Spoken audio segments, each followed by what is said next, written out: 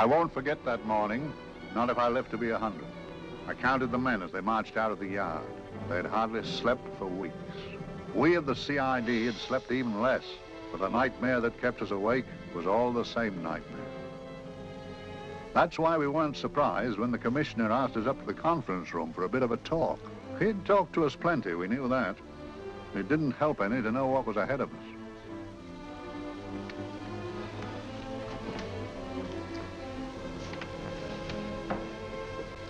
Must we have that window open, Gregson? Oh, shut it if you want to.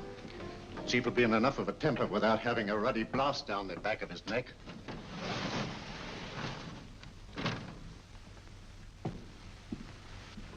Gentlemen, the commissioner. Stuffy in here. Be seated, won't you? Gentlemen, if you wish to know what able men you are, read any of the works of popular fiction that glamorize your achievements, but don't, I beg of you, read the daily papers. They might give you an inferiority complex. I hate to mention it, but we're confronted with a series of the most atrocious murders since Jack the Ripper. And in the meantime, the CID might as well be playing at shove halfpenny for all the good we've accomplished. Now look. Here, here, and here.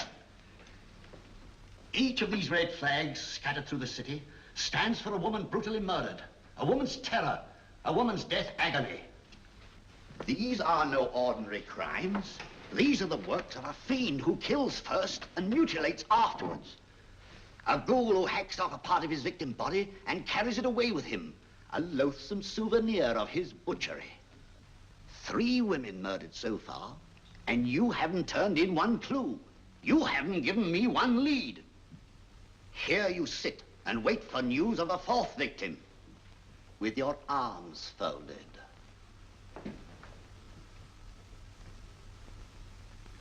Well, we hadn't long to wait. It was down Lambeth Way where a young woman was hurrying home late last night. She saw something and stopped. It was a constable. He spoke to her and he walked along with her, just in case.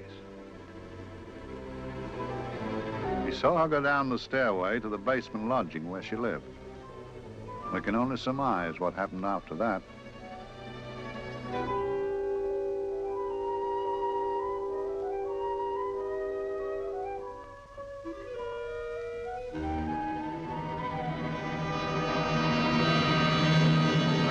My pride in my pocket and went to see the man who'd so often helped out Inspector Lestrade and myself in the past, Mr. Sherlock Holmes.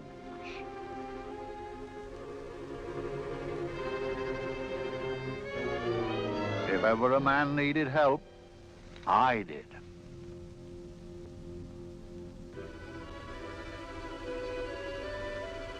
This makes 4, Inspector.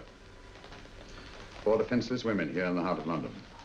And everyone with the right forefinger hacked off. Not hacked, Inspector Gregson. Cleanly, expertly severed. The work of a skilled surgeon. That's our only clue. Much about the age of my sister's girl. Is there no way of stopping this, Mr. Holmes? Yes. There's a way, somehow. The fiend that did this. I promise. I promise. We've nothing to go on. That's the rotten part of it. We can't get far without knowing the motive. Well, at least we know what the motives were not. It wasn't robbery, nor passion, thanks be, nor yet vengeance. Because they all came of totally unrelated families. Steady, Inspector, steady. Sorry, Mr. Holmes. I don't turn a hair when it's a bloke that can look after himself. A little slip of a thing like that. Yes, it's horrible. Come on, let's get a drink.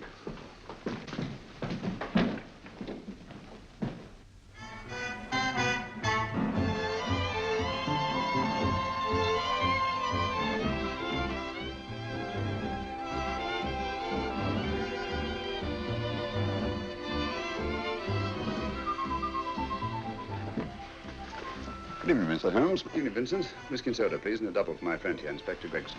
Very good, sir. Make mine Irish.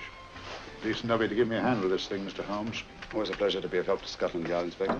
Little out of my line, looking for a maniac who murders just for the fun of the thing.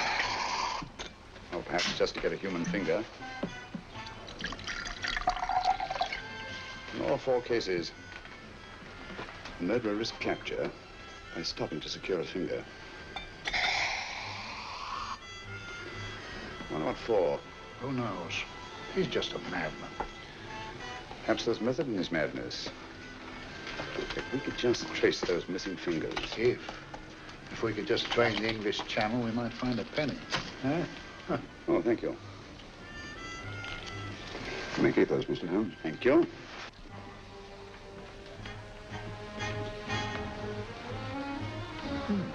Sir George Fenwick, isn't it? Yes. Is that his daughter with him? Don't be so naive, Inspector.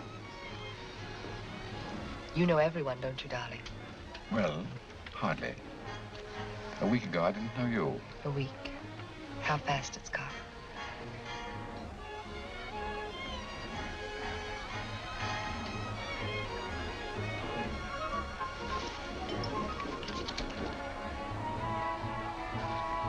I collect these things. How very quaint of you. Shall we go? Yes.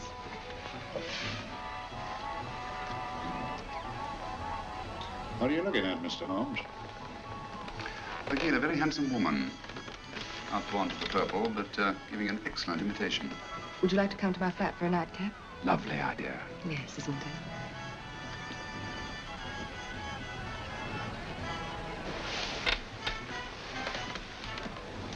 Wonder where she's taking Sir George Fenwick. Don't be so naive, Mr. Holmes.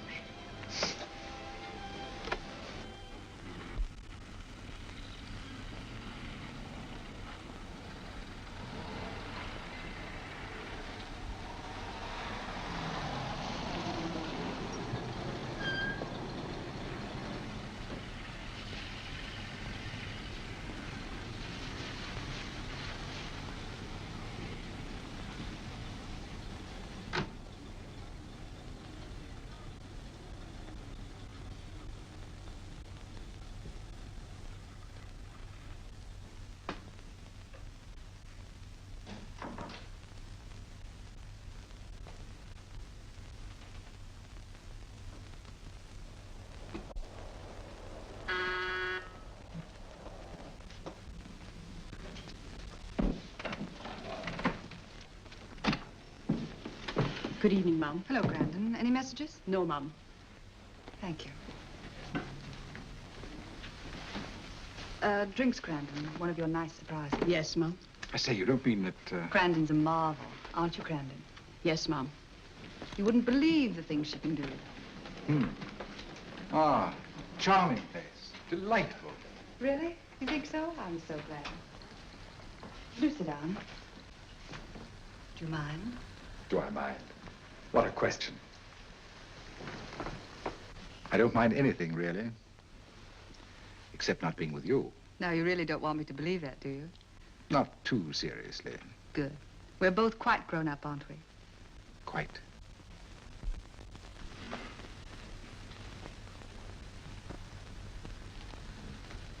You're a treasure, Grandon.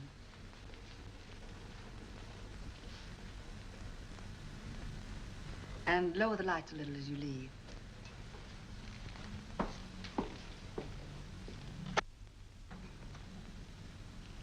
I prefer a more flattering light. In any light, you'd be... Would I?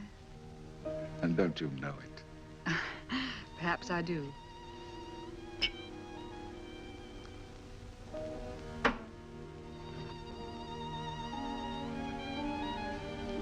Oh, that priceless woman. You wouldn't believe it, but she's absurdly romantic.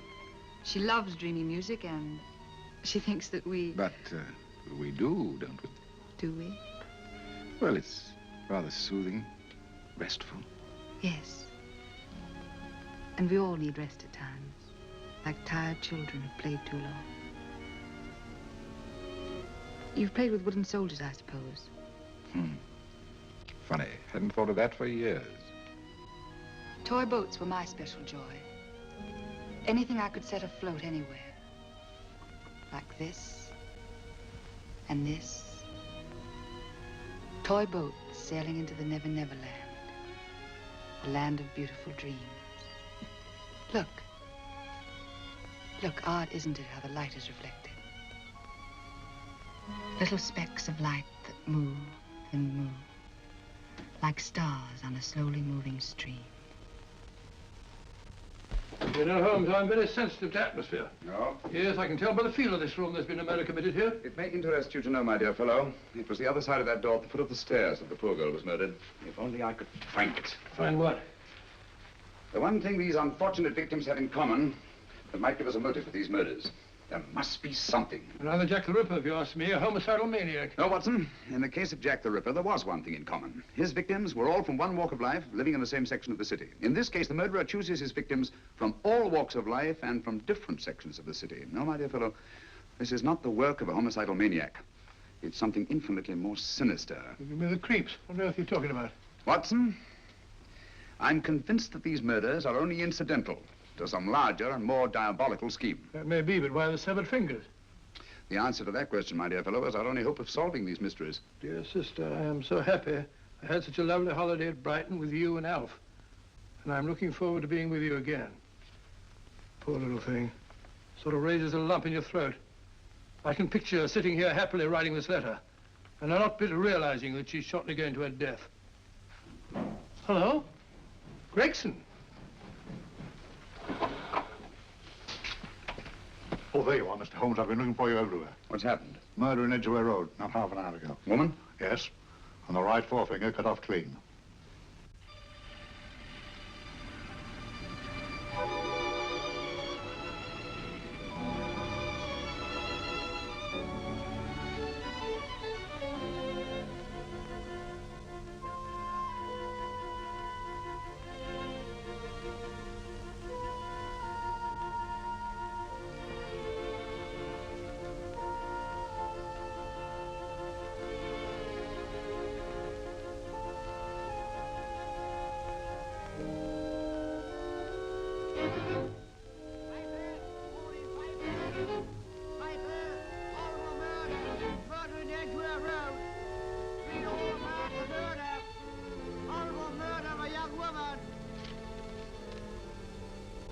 Piper! Horrible murder, Piper! All about the murder! Morning, Piper! All about the murder! Piper! Horrible murder! Another young woman found murdered, Piper, sir! Horrible murder, Piper! Piper! Read all about it! Get your Piper! Murder in Edgware Road! Horrible finger murder! Shocking murder! Murder in Edgware Road! Horrible murder of a young woman! Read all about the murder!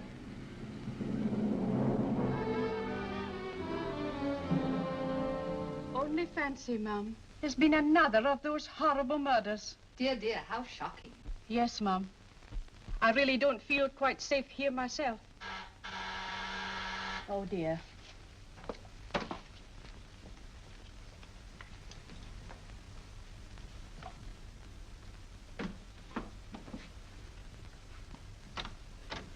Why, Sir George! I must see Miss Marlowe at once. I don't know if she... I must see her. Where is she?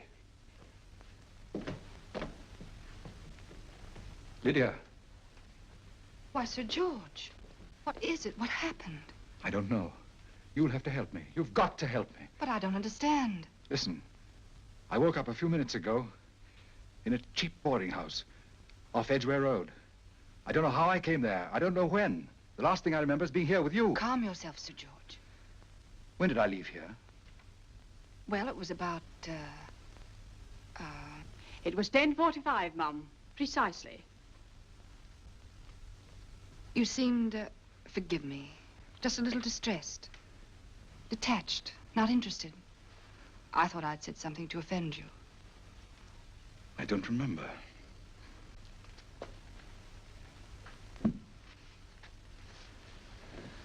I can't remember.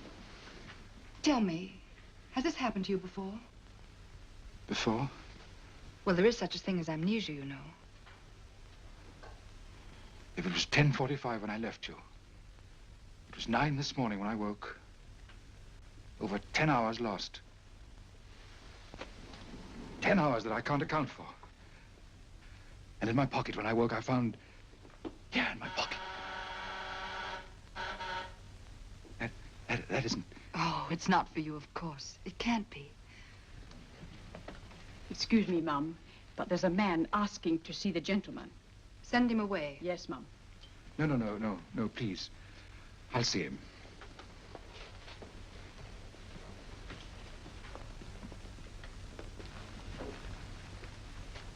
Well?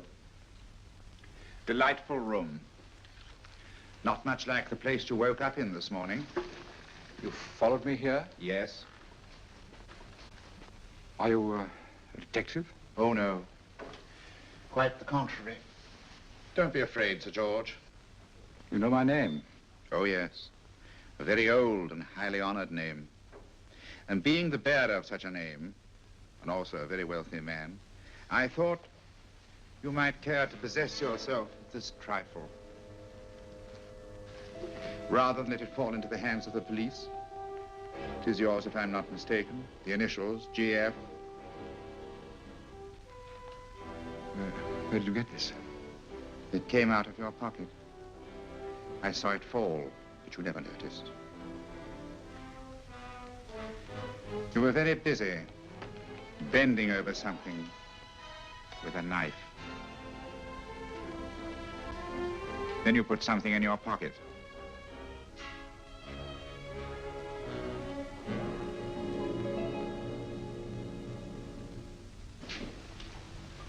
Come along, Holmes, come along, come along. How many more times must I tell you? You're missing a treat. This is delicious. Little jam tarts to follow. Aren't you tempted? You and your flesh pots. They tell me that fish is good for the brains. Brains haven't any. You realize that a whole day and a night have gone by since that bestial affair in Edgware Road? I'm as much in the dark as ever.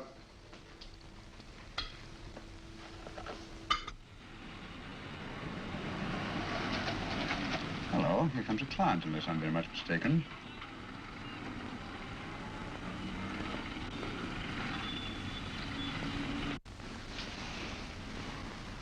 Well, attractive.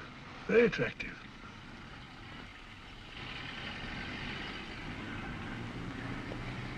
Obviously, she left home under the stress of some very great emotion. How do you know that? She isn't wearing any gloves. A startling omission in a young lady of fashion. Oh, she didn't put her coat on.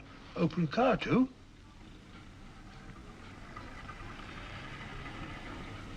Furthermore, there's something in that bag she wants to show me. What makes you say that? The bag doesn't match her dress, indicating it was picked for size rather than style, to accommodate some bulky object. You amaze me, Holmes. Well, I meant to, my dear fellow.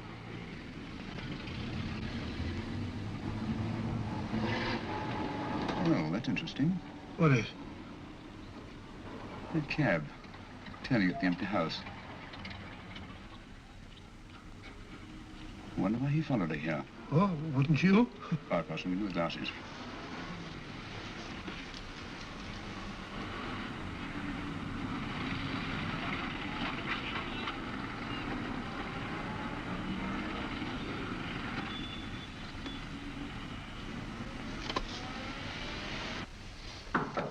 Well, we shall soon know.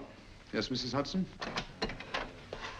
It's a young lady, sir. Most urgent. Ask her to come in. Go right in, miss. Mr. Holmes? Yes, this is my friend, Dr. Watson. How do you do? How do you do? Mr. Holmes, you must excuse me, please. Yes, well, won't you sit down? Come along. May I? It's quite all right.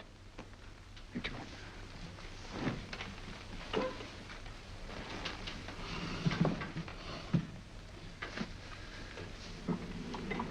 Now, try to control yourself, Miss Merrick. You're with friends. You know my name? No magic, I assure you. I've often seen your picture. You're the daughter of Sir George Merrick, aren't you? Yes. It's about my father that What about your father, Miss Fenwick? Oh, I don't know what to do. He's always been the nicest, dearest person. Only since Mother died. Yes, we do. We know. So I didn't think anything of it when he was away all night before last.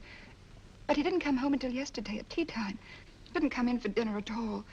Just paced up and down in the library hour after hour. I begged him to let me in, but he wouldn't. Steady, steady. Now take your time. I couldn't sleep a wink last night. Then I started hearing things. Hearing things? What sort of things? I heard someone in the garden underneath my window. Then I saw a figure moving down the garden path. And I recognized my father, stealing through his own garden like a thief.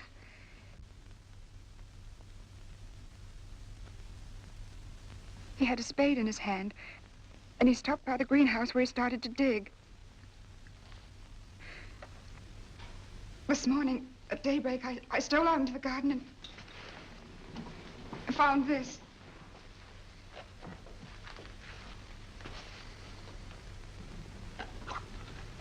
A finger. A human finger. Bring up Scotland Yard, will you, Watson? Ask them to get hold of Inspector Gregson and tell him to meet us at once at George Finnick's house, Kingston. Operator, get me Scotland Yard quick. Where's my father, Norris? He's still in the library, miss. Thank you. We'll see him right away. Will you come with me, please? Thank you. I got your message, Mr. Holmes. Yes, indeed. Dad, may I come in? Dad. It's funny. He doesn't answer. Do you mind? Please do. Thank you. Watson, quick. Oh, Come along, no, my dear. no, no. Take charge, Miss Finnick, please. Sorry, sir. No, miss, please. Please come along with me.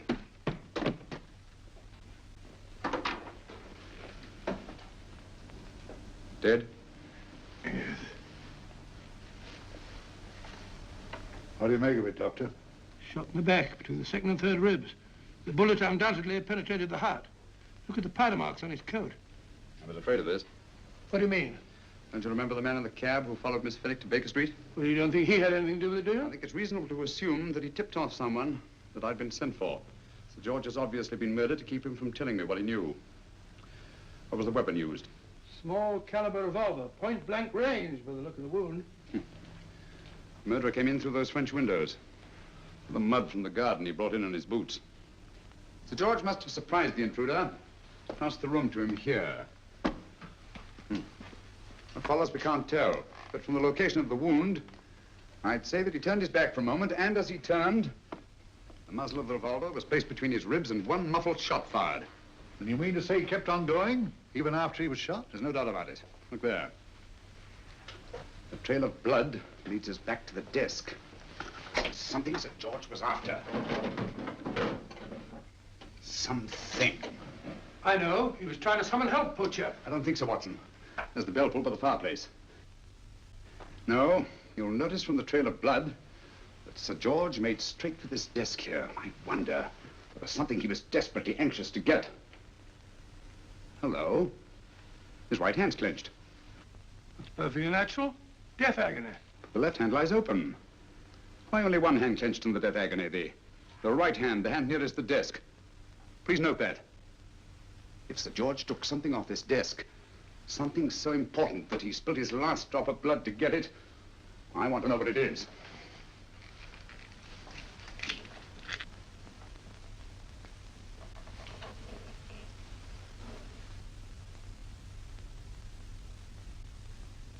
It's nothing but an ordinary match folder. Where does that lead us? I imagine to something very important, Gregson. This match folder's from Pembroke House. Why shouldn't it be? He was there, you know. We saw him yesterday. Yes, but the effort he made after he was shot to get hold of this match folder. It's just possible he wanted someone to remember Pembroke House. He may have wished to recall it to someone who saw him there. Someone who, like ourselves, saw him with a woman.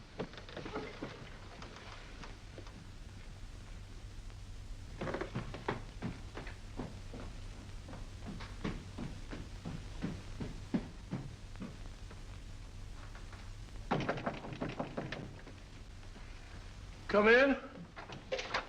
Oh, Dr. Watson, this came by hand for Mr. Holmes, not 10 minutes ago. Thank you, Mrs. Elson. That would be the report from Mr. George's bank. Report from Sir George. Oh, really? Don't you remember his daughter told us that he'd just closed his account? Had it looked into at once.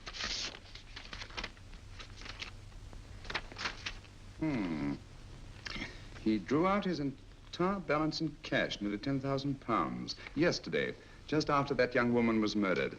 What does that suggest to you, Watson? But he paid it out to someone. Precisely. I smell the faint, sweet odor of blackmail. You don't think he paid it out to someone who saw him murder the McLean woman? Sir George never murdered anyone. But he did have that woman's finger, and he evidently did have and pay out a lot of cash. That's the terrifying part about blackmail, Watson. The victim is afraid to fight the accusation, no matter how false. Once the accusation is made, his name is smeared, and sometimes his life is ruined. Well, Sir George didn't commit these murders. What fiend did? I rather think they're not the work of any one man. Oh, come, Holmes. You don't expect me to believe there's a whole organization going about killing people and chopping off their fingers. No, it's possible, quite possible.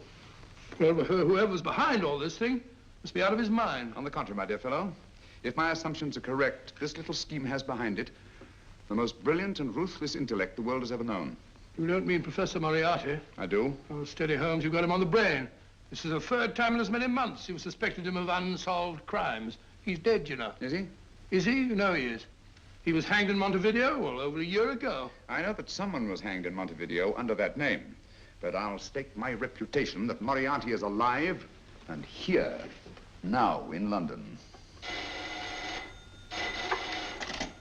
Hello? Yes, Dr. Watson, wait a minute. You me? Oh, yes? This is Dr. Watson speaking. No, I'm afraid I've retired. I don't practice anymore. What? Oh, that's a different thing. An emergency case. Well, just a minute. Yes? Yes, well, see, she's not moved. Remember that? Don't touch her till I get there. Fractured case in McCardle's Mews. Heavy woman. 14 stone. Oh. Look at dust. 14 stone. Just the sort of person who would hoist herself up on a stool to feed the canary. There ought to be a law against fat people keeping little dicky birds. Well, so long, old man. I shan't be very long. Haven't used that bag since I brought little Amelia. What's her name in the world? She grew up to be a very unattractive child. Well, who wouldn't with a name like Amelia? Oh, Amelia. Amelia.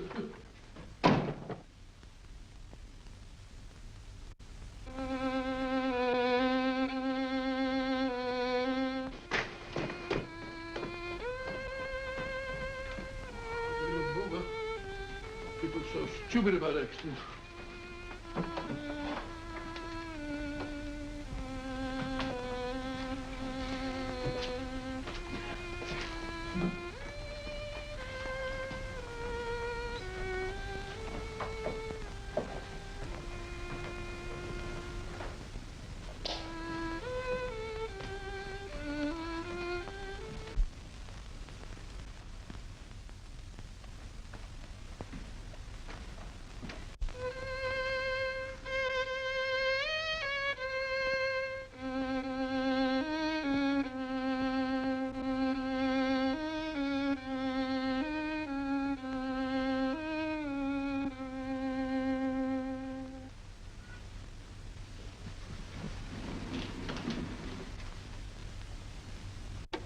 Oh, Professor Moriarty.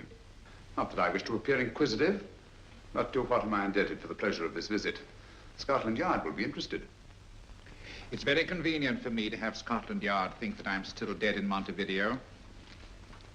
I never dreamed of fooling you. Thank you.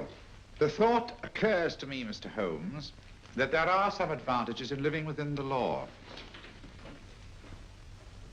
You're very comfortably fixed here, aren't you? As I get on in life, the little comforts appeal to me more and more. Oh, I beg your pardon. Won't you sit down?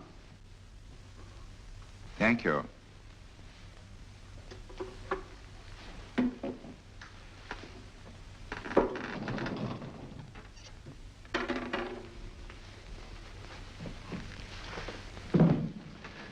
And now, Professor Moriarty, what can I do for you? Everything that I have to say to you has already crossed your mind. And my answer has no doubt crossed yours. That's final? What do you think? I shall not rest until you are hanged for the finger murders. You've no proof, you know. No, not a shred. But I have you. I could turn you over to the police here and now. You could. But if you did, you'd never see Dr. Watson again. Oh, the telephone call. Quite. I rather assumed you had taken some such precaution. Or I should have snatched up a revolver and indulged in a fit of heroics when you came in. Very smart, aren't you? Not smart enough. Or I should have anticipated you. But if any harm comes to Dr. Watson, I shall seek you out. I shall not rest until I find you, and when I do... No harm will come to Dr. Watson this time. But I can't answer for the future. Mr. Holmes, I should strongly advise you to drop this case. Don't be silly. Think it over. We've had many encounters in the past. You hope to place me on the gallows. I tell you, I shall never stand upon the gallows. But if you are instrumental in any way in bringing about my destruction, you will not be alive to enjoy your satisfaction. And we shall walk together through the gates of eternity, hand in hand. What a charming picture that would make. Yes, wouldn't it? You know, I really think it might be worth it.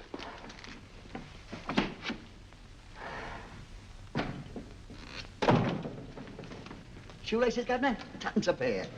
And strong enough to hang yourself. How many more times must I tell you I don't want your filthy shoelaces or your company? Shoelaces, Governor? Blasted impertinence. Run along, my good man, or I'll give you in charge. Shoelaces, Governor? Shoelaces, Governor? Help a poor bloke. What's only got one arm?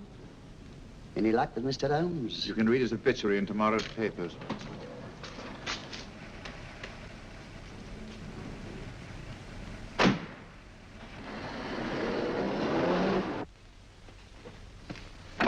Oh, there you are, Watson. Come in. I was, just going out to look for you. Look for me what for? Suppose you don't think I know my way about. Well, you're right, I don't. Blast all practical jokers anyhow. Know where I've been? On a wild goose chase. Exactly. There's no such number in McCardle's muse. Some fool's idea of a joke. Did you see anyone? No, nobody especially. Only a whining old idiot selling bootlaces. Persistent beggar, wasn't he? Stuck to you like grim death. Huh? How do you know? And finally left you for someone who looked like Philip Pickings. Someone, my dear Watson, was Professor Moriarty himself. What? He's just called on me. Moriarty here and you let him go? But you must be out of your mind. Why? Well, he bluffed me into believing that he was holding a friend of mine as hostage. Friend of yours who? Oh, nobody very important, just a fat, lazy fellow. Medical man, I believe. Medical man? Do I know him? Yes, I think you do. Fellow by the name of Watson. Watson, never heard. Who, me? I'm afraid so, old fellow. Your street hawker's job was to do away with you in a certain contingency. And you let Moriarty go? Because of me? I had no choice. I can't afford to lose you, old fellow. Well, it's very decent of the old chap, I must say, but... I wish you'd nabbed him. We shall, never fear. I know the motive for the finger murders. All I have to find out now is the method used with the blackmail victims. Method? Yes. How does Moriarty get them to the scene of the crime? How does he plant those severed fingers on them? And how does he scare them into believing that they may have committed those atrocious murders themselves? Curious.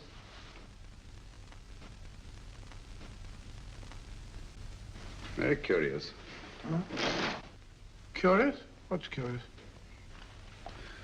That window in the empty house across the street. First floor front. Huh? What's wrong with it? It's open. Why shouldn't it be open? Well, it wasn't open half an hour ago. I'll stake my life on that. Well, it's not our business. Let it stay open. I wonder if you'd go over, old fellow, and see what's the matter. Oh, trespassing.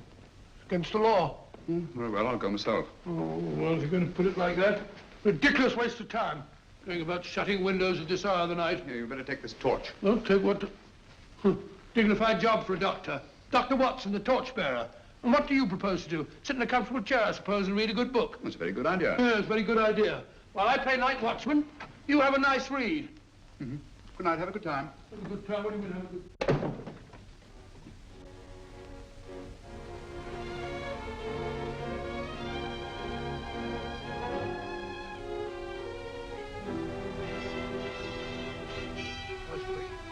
everything.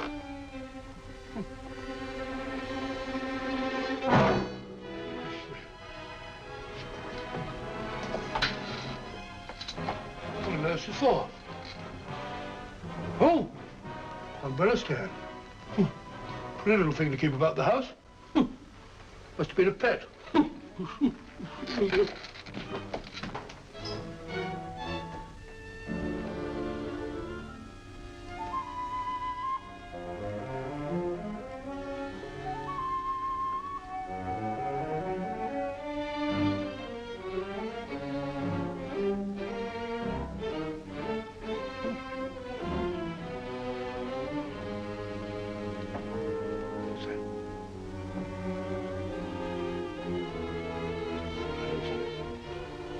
Right, Barbara. This was the door.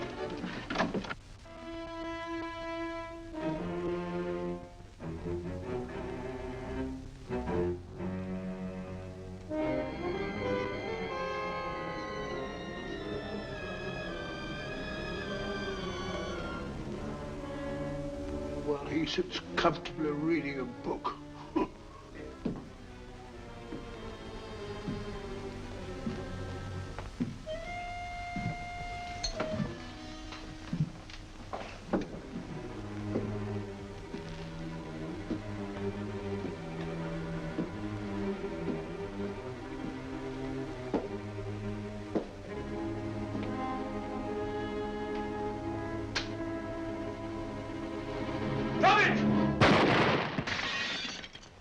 He killed Holmes! He killed Sherlock! Watson. You? But I saw him shoot you a second ago. Not me, my dear fellow. Merely the bust of Julius Caesar. Incidentally, you may have noticed that all through the ages, prominent men have prominent noses. Oh, I'm afraid we're in for terrible trouble again with Mrs. Hudson. Windows smashed, plaster all over the floor. Get up, you. Corporal Williams, Middlesex Regiment. Discharged from the army as physically unfit. Papers seem in order. Now, Corporal Williams, you've seen service in the Far East, haven't you? The East? I thought so. Look at his complexion, Watson. Yellow as saffron. He's been taking atabrine. Cure for malaria. Sniper, aren't you? Sniper? Why did you try to kill me? I had to kill him. I had to. Oh, snap out of it. Stop it, Watson. He's shamming. No, he isn't. Who told you to kill me? She told me. She told you? She told me I couldn't miss. Well, luckily you did miss, you murderer. He isn't a murderer, Watson. Listen, Corporal Williams. She told you you had to do it, didn't she? I had to do it. I've got it, Watson, I've got it. Got what? The method used in the finger murders. Well, what is it? Hypnotism, my dear fellow, hypnotism. And it wasn't against his nature, that's the devilish part of it. They picked a man for their purpose whose job was sniping. Who are they? Professor Moriarty and his finger murderers. Williams spoke of a woman. I think you'll find that she asked him home tonight for a drink. Nice quiet rooms, soft lights, music. You've got it all pat, Mr. Holmes. What's the lady look like? Oh, up 30, nice figure, blonde, lustrous eyes. Oh, really? Got a phone number? Oh, so? Williams will give us her address. Look after him, Gregson. Don't let anyone come near him. He's our key witness in the finger murders. Well, I hope you're guessing right, Mr. Holmes. Get up, Williams. Now, go with Inspector Gregson anywhere he tells you. Come on. Yeah. Ring me as soon as he comes to himself, will you? I will. Good night, gentlemen. Good night. Well, if you believe that fellow Williams was hypnotized, I suppose you think Sir George Fenwick was hypnotized too. Yes, I'm quite sure of it. Have a cup of tea? Thanks, old boy. Nothing to eat. But why didn't these people make Sir George do the murder himself? Because they didn't want to get him hanged. They wanted to blackmail him. Well, who do you think the actual murderer is? One of Moriarty's gang. A diabolically simple technique. Kill a woman. Yes, but why cut off the fingers? My dear fellow, don't you understand? The severed finger is what links the blackmail victim to the murder. He wakes, finds the grisly thing in his pocket.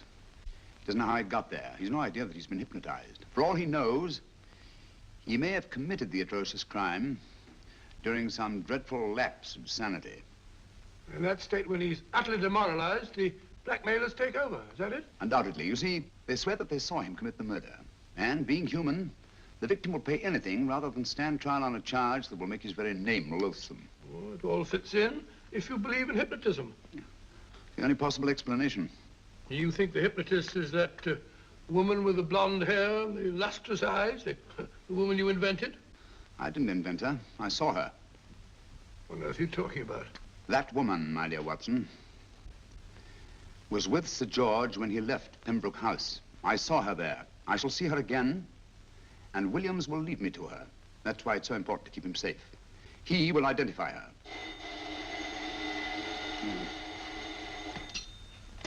Hello? Yes? Inspector Gregson? What? I'll get every constable in the district. Yes, I'll be over at once. What's happened, Holmes? Williams is missing. Great Scott! Come on.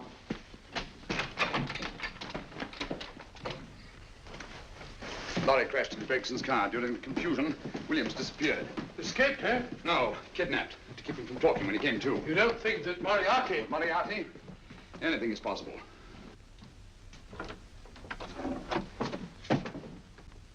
Williams! Dead. You see, anything is possible.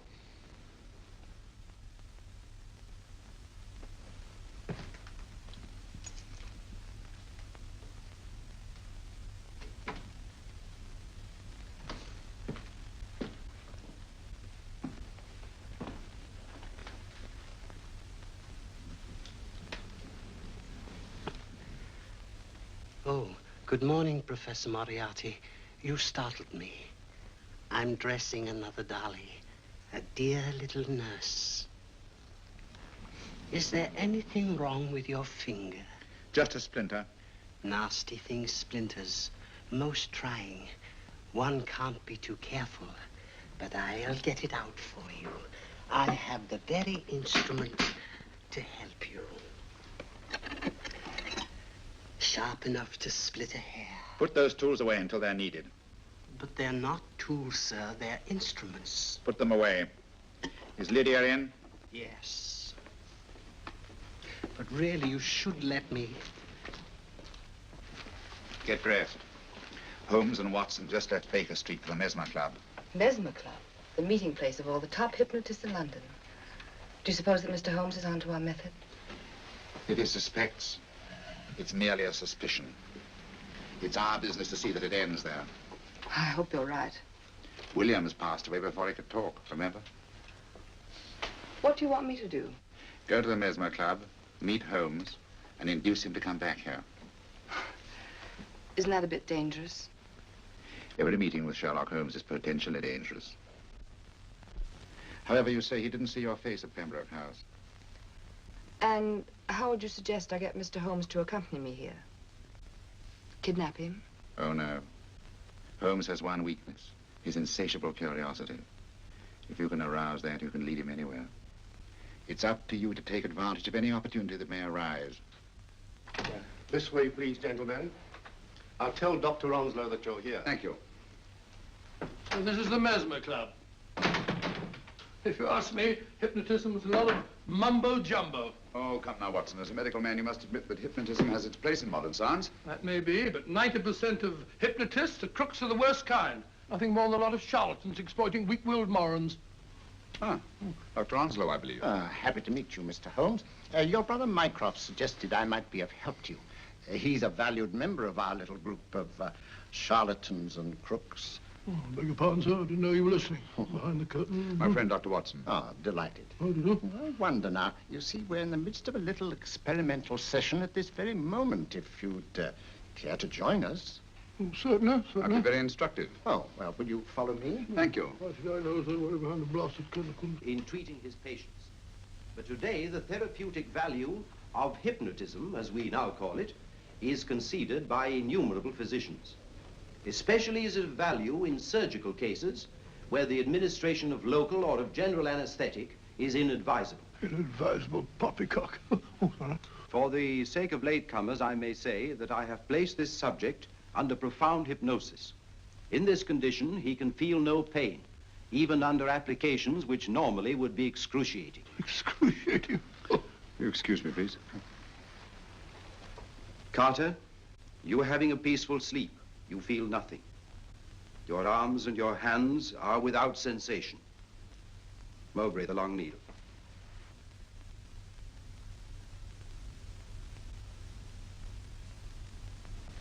Carter, give me your right hand.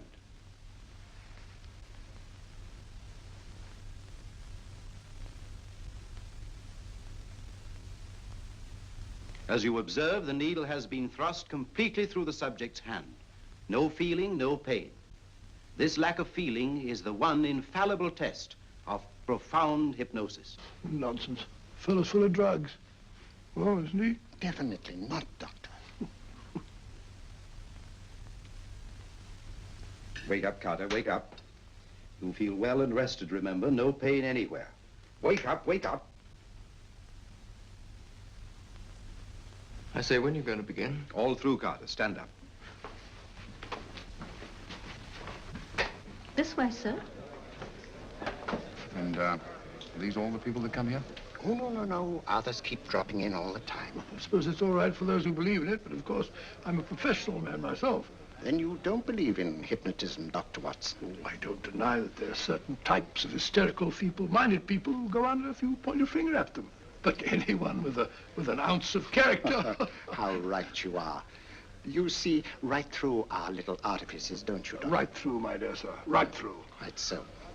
But with the feeble-minded, as you say... excuse us, Mr. Holmes. Certainly. Step over here, won't you? Certainly, sir. Anything to oblige. Let me show you how easily we charlatans take advantage of them. Now, sit down, Doctor. Now, we set a thing like this in motion.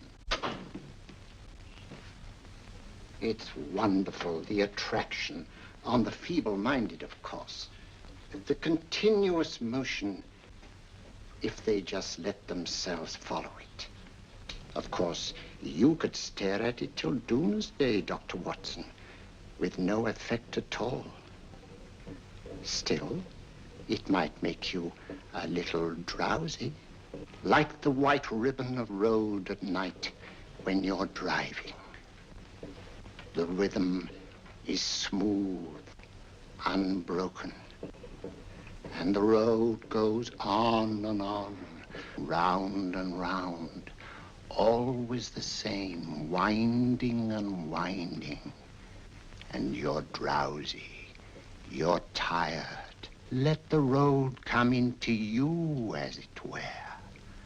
The long road, the smooth road, the road to sleep.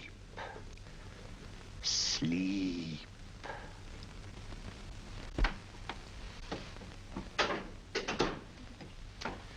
Open your eyes. Stand up. Turn around. And now, Dr. Watson, you're on a holiday in Scotland. The country is amazingly beautiful. We're coming to a stream. It isn't deep. Better take your shoes and socks off.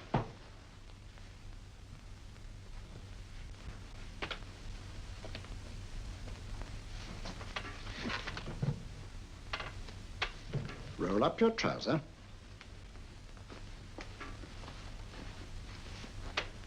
That will do. The other leg is waterproof. Turn around. Mind the pedals.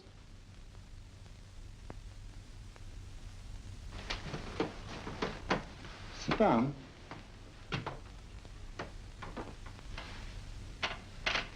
Wake up now.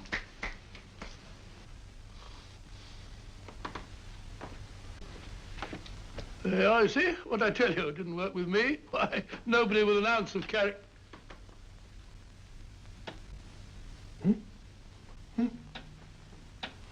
I think you'll need these.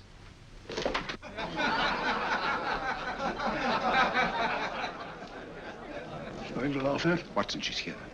Oh, the woman you're looking for? Yes, I'm going to meet her. Perhaps I can induce her to take me to Moriarty. Do you think it's wise, Holmes? May not be wise, but it's essential. After all, I've held me on with Moriarty in the past. But isn't it dangerous? She might be a hypnotist. If my will isn't stronger than hers, I deserve to be hypnotized. I feel I must protest, Dr. Onslow. I was told this was a gathering of serious students of a great science, and I find myself in a company of buffoons. Oh, my dear madam. Elliot's and Esdale Braid. Were those men martyrs for the truth? That you may laugh over your childish, cruel tricks? I must say I'm in complete agreement with you, madam. This was most unnecessary performance, Dr. Onslow. Beg your pardon, sir. My name is Holmes, Sherlock Holmes. At your service, madam. Thank you, Mr. Holmes. I'm afraid I've created a rather embarrassing situation. But you see, I'm interested in the serious study of hypnotism. So am I, too. Perhaps we have something in common, Mr. Holmes. Perhaps we have. Would you join me for a cocktail at Pembroke House? I should be delighted. Good.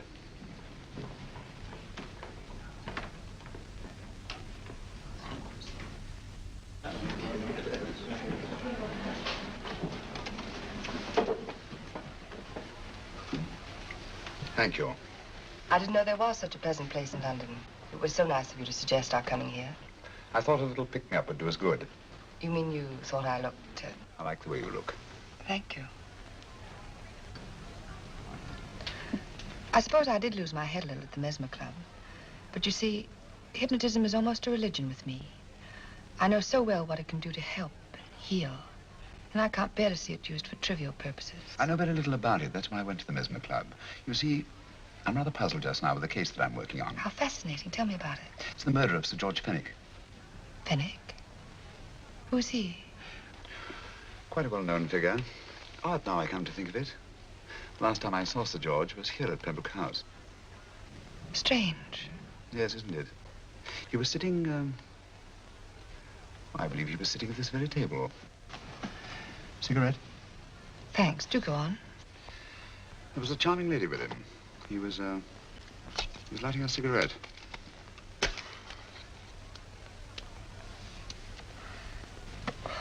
Charming. Did you see her face? No, worse luck. Merely her back. How unenterprising of you. Yes, wasn't it? Afraid I'm getting a little older. I shouldn't say so. That's nice of you. Still, the first time in my life I've got hold of a case that's beyond me. I'm actually losing sleep over it. You know, Mr. Holmes, I believe I could help you. Really? I should be very grateful. You're amused. Oh, merely skeptical. How would you go about it? I've used hypnotism more than once in healing. Not for profit. I'm not a professional. But I do think I could help you. If you'd care to... I can't think of a pleasanter experience.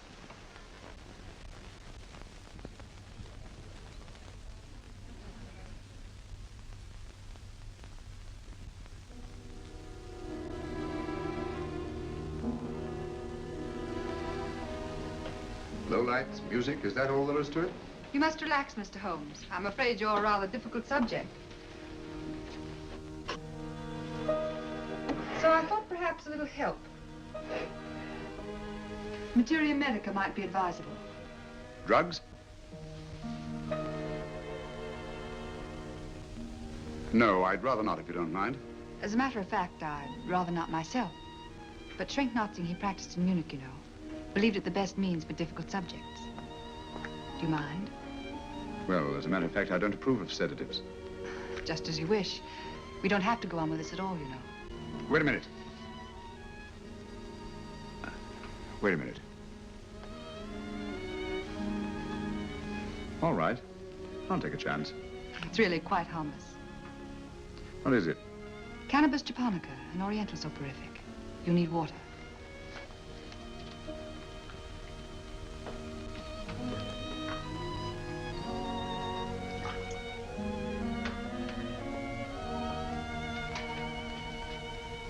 Thank you. Now sit down, Mr. Holmes. Do you feel yourself growing drowsy? Don't fight it. Give in to it. Because you do want to sleep, you know. Just fix your eyes on this one white flower floating on the water. Empty your mind of every other thought. Follow the motion of the water. So smooth, not a ripple. Waters of forgetfulness. Steady, deep, strong. Strange, isn't it?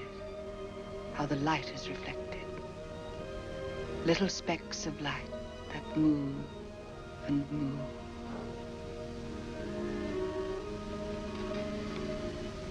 It's restful here. It's peaceful. It's friendly. And you're very close to finding what you're looking for. You'll find them soon now. The guilty ones. When you're rested, gentle waters closing over you. Steady, deep, strong, drawing you down,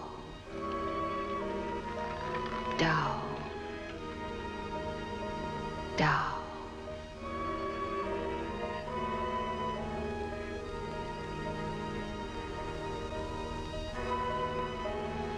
Sleep.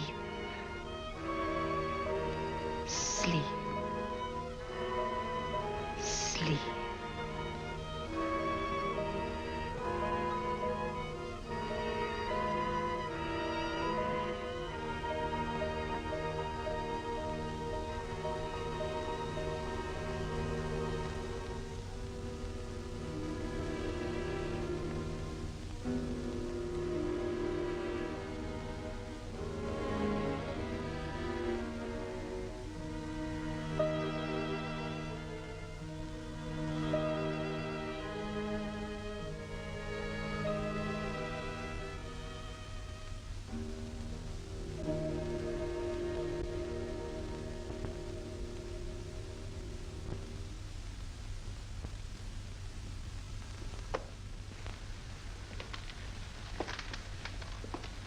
Here he is, Professor Moriarty.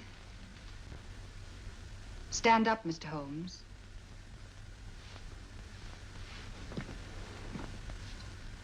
Open your eyes. Face this way. Are you satisfied? We are dealing with a clever man. He may be shamming. There's just one infallible test for profound hypnosis. You ready, Dr. Simnel?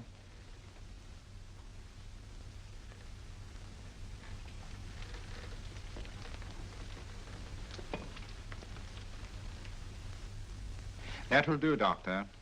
He couldn't fake insensibility to the knife. I congratulate you, Lydia. Turn round, Mr. Holmes. Now walk to the desk.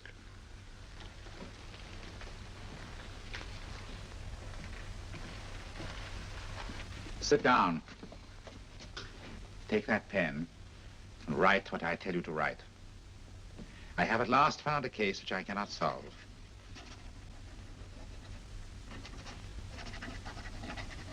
I have outlived my usefulness. Therefore, I have decided to end my life.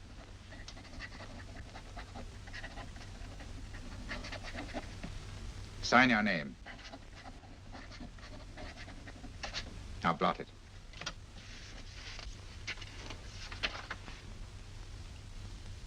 Fold it up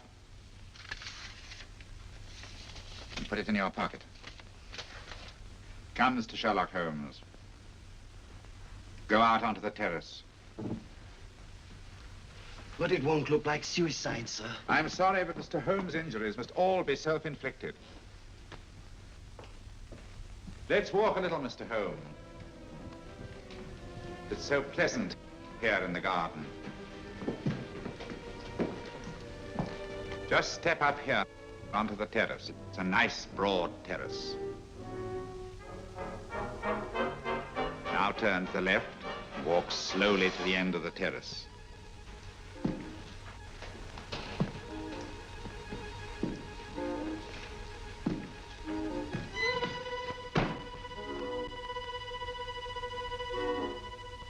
Don't stop. You must walk to the end, you know.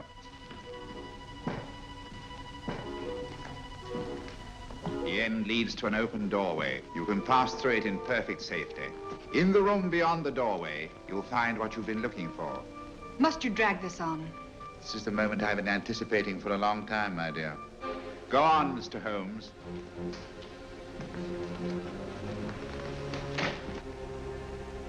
Through the open doorway, you will find the man responsible for the finger murders and the death of Sir George Fenwick. Professor Moriarty. Holmes! Stand still. What a beautiful view, Watson. I'm quite enjoying it. No, you're not. You're hypnotized. You're under a spell.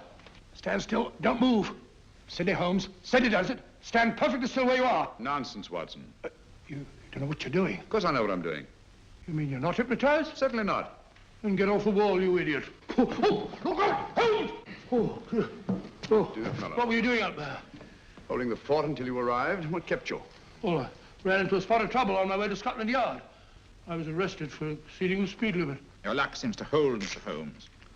Well, I'd hardly call it luck, Professor. You see, I substituted a drug of my own for the one that this dear lady pressed on me. You are clever, aren't you?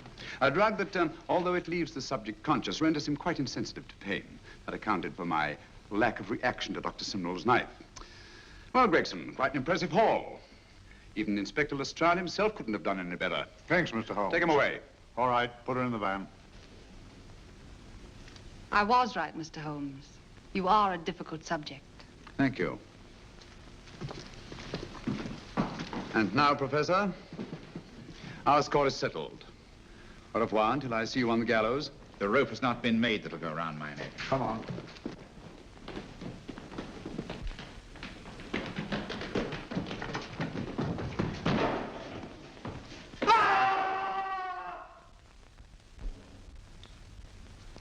I'll take care of things, Mr. Holmes. Thank you, Inspector. Come on. An evil man, Holmes, but what a horrible death. Better than he deserved. What are you thinking of? I'm thinking of all the women who can come and go in safety in the streets of London tonight. Stars keep watch in their heavens. And in our own little way, we too, old friend, are privileged to watch over our city.